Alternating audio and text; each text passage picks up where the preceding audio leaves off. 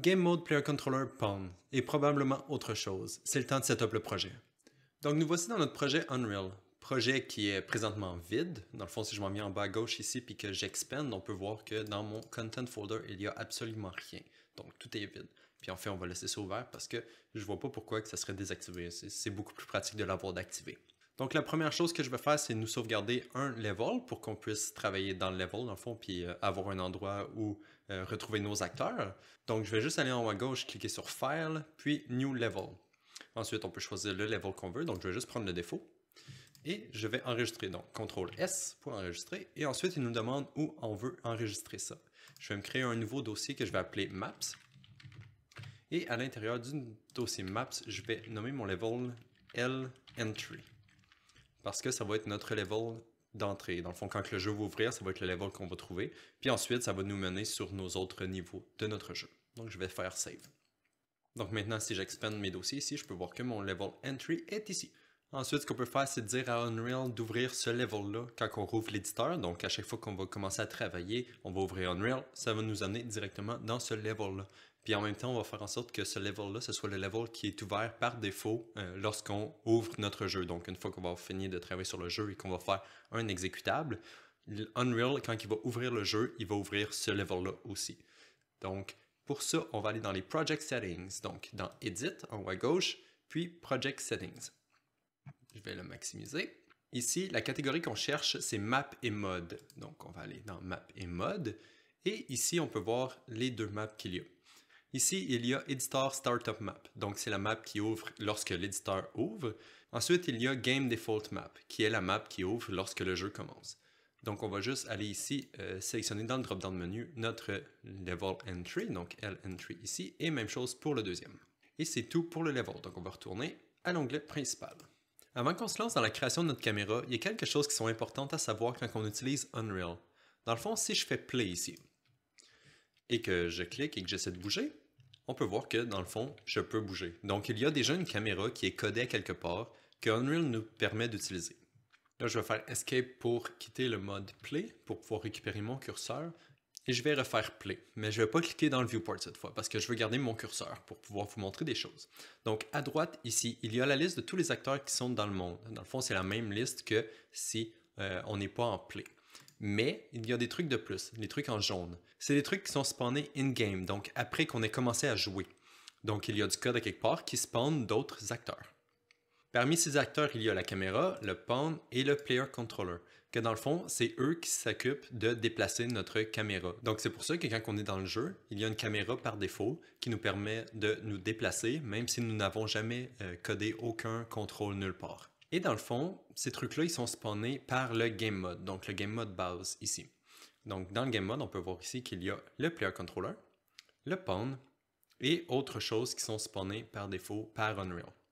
Donc, une fois qu'on fait Play, tous ces trucs-là, ils sont spawnés, ainsi que le Game Mode. Mais d'où il vient ce Game Mode-là? Dans le fond, quand on était dans les Project Settings tantôt, donc je vais juste retourner ici, on était dans la catégorie Map et Mode. Donc, il y a les maps et le Game Mode, qui est en haut ici. Et par défaut, le Game Mode qui est associé dans l'option ici, c'est le Game Mode de base, donc Game Mode base. Et c'est ce Game Mode-là qui contient le Player Controller, le Pawn, qui nous permettent de nous déplacer dans le monde. Donc, ce qu'il faut faire pour pouvoir changer les contrôles dans Unreal, c'est overwriter ce game mode-là pour avoir notre propre game mode et ensuite pouvoir spawner notre pawn et notre player controller. Et c'est ce qu'on va faire. Donc, je vais retourner à l'onglet principal et stop. Et c'est enfin le temps de créer nos premiers blueprints. Donc, je vais aller dans Content, ici, je vais faire right-click et je vais créer un nouveau folder, donc New Folder, que je vais appeler Blueprints.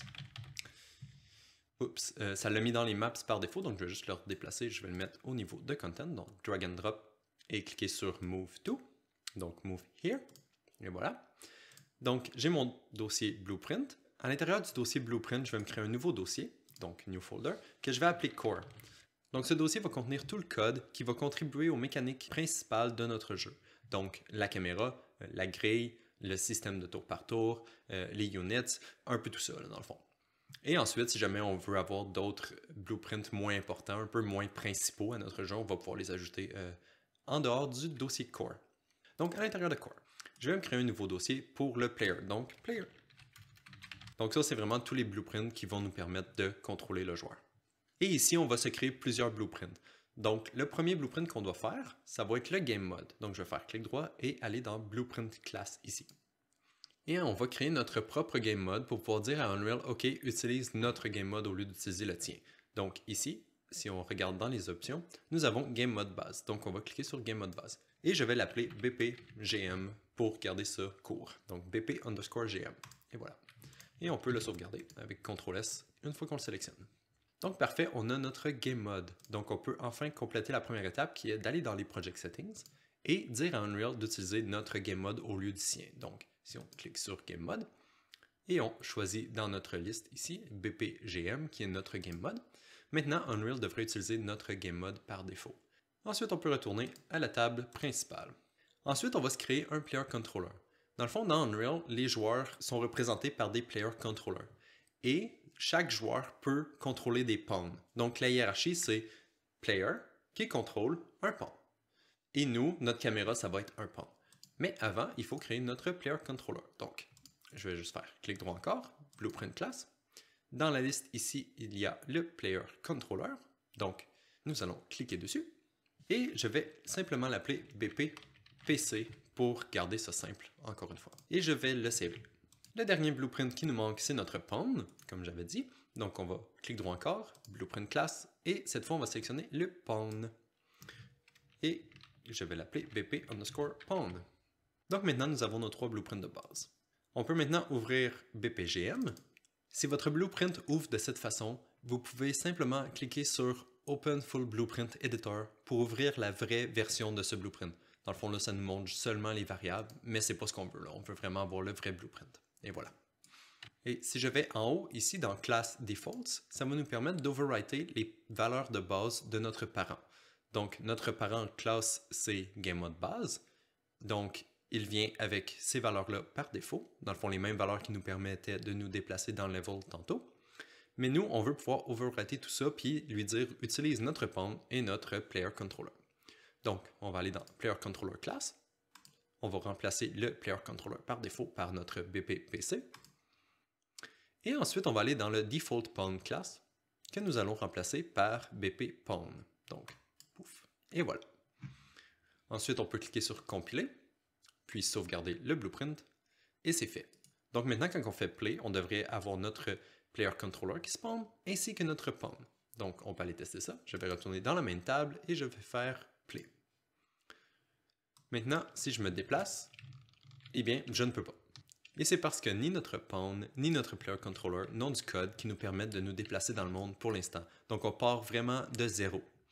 La dernière chose que je veux faire avant de terminer cette vidéo, c'est de faire en sorte que le curseur soit visible in-game, parce qu'on va en avoir besoin pour notre jeu, et aussi parce que c'est fatigant de devoir quitter à chaque fois juste pour pouvoir récupérer notre curseur. Donc, on va aller dans le BPPC, je vais maximiser la fenêtre, et ensuite, je vais aller dans le Event Graph.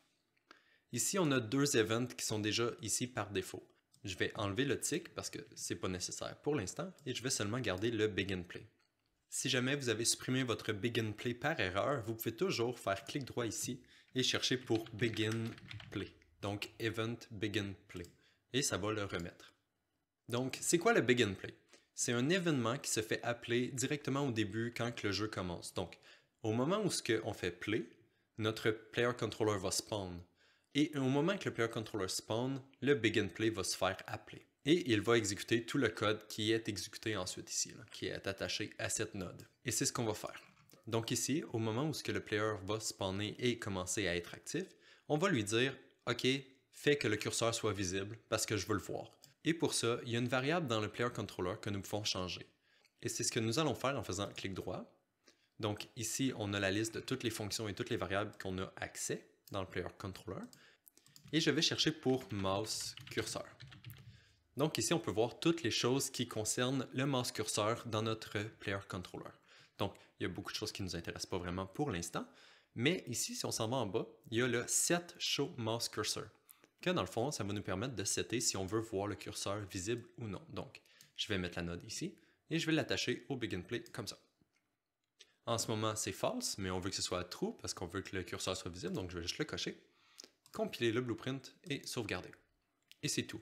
Donc maintenant, si on retourne dans le level et qu'on fait play, on devrait, même si on clique sur la fenêtre, on devrait toujours avoir notre curseur de visible. Donc on peut vraiment comme aller sélectionner ailleurs, revenir, cliquer sur le level, essayer de bouger, il n'y a rien qui marche, mais on a notre curseur qui reste visible quand même. Donc c'est parfait. Maintenant on peut faire stop. Et ça complète le setup du projet. On est maintenant prêt à commencer notre caméra dans la prochaine vidéo. Il ne reste plus qu'à aller soumettre tous nos changements dans SourceTree pour être sûr de ne rien perdre. Donc dans SourceTree, j'ai mon default engine qui contient mes changements à la map et au game mode, ainsi que tous mes nouveaux assets, donc le game mode, le pawn, le player controller, ainsi que le level. Je vais to stage, je vais cocher la case pour commit et je vais écrire mon commentaire. Game mode, player controller, and pawn. Setup, game mode, player controller, maps et pawn. Et je vais cliquer sur commit et terminer cette vidéo. Donc, bye bye!